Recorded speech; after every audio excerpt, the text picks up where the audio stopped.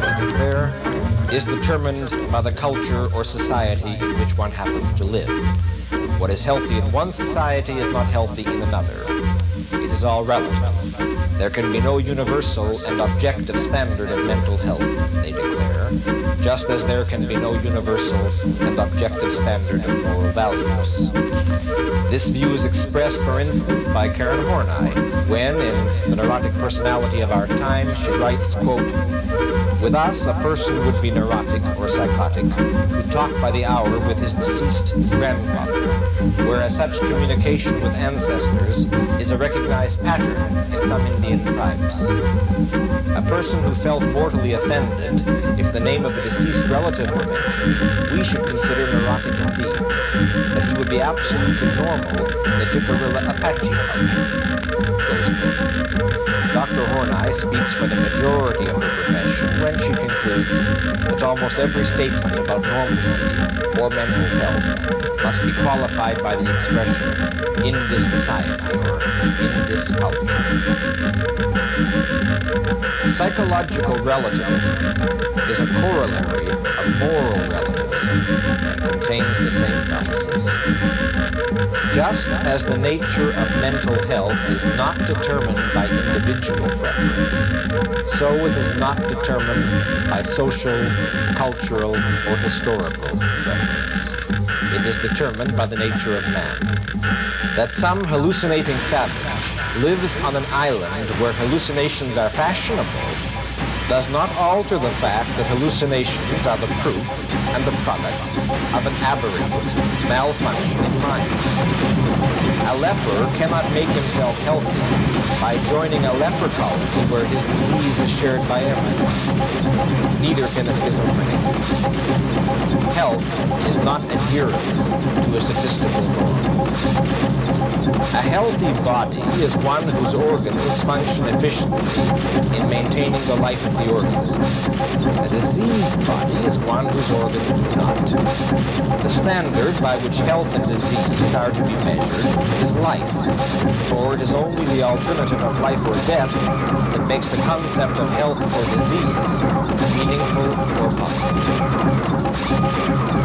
Just as medical science evaluates man's body by the standard of whether or not his body is functioning as man's life requires, so psychological science must uphold the standard of life of praising the health or disease of man's consciousness.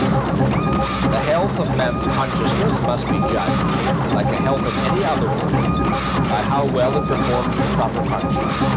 And the function of consciousness is perception, cognition, and the regulation of action.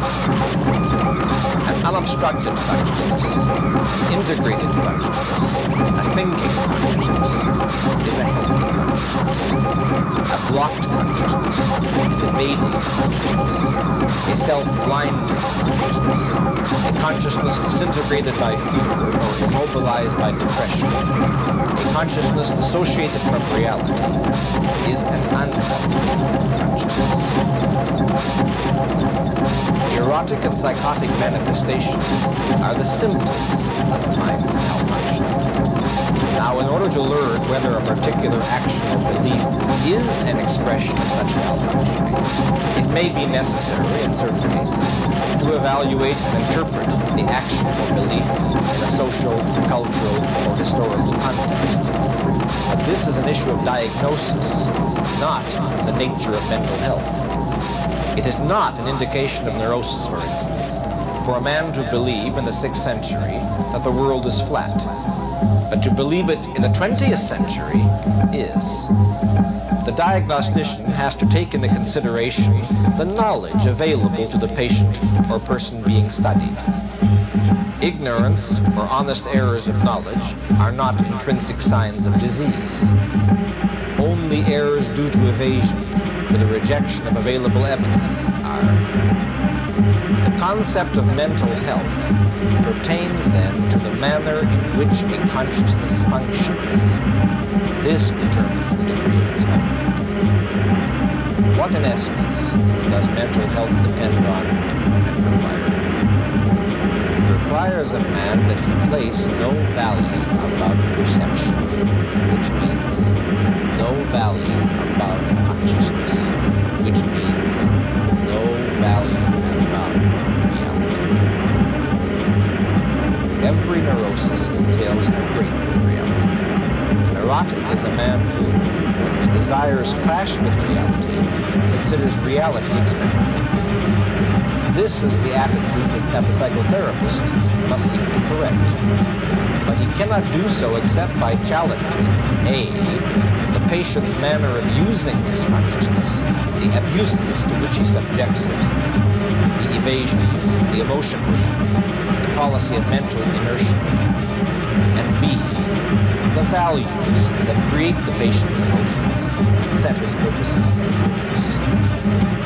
If the patient is to be cured of his neurosis, he must learn to distinguish between a thought and a feeling, between a fact and a wish, and to recognize that nothing but destruction can result from sacrificing one's sight of reality to any other consideration.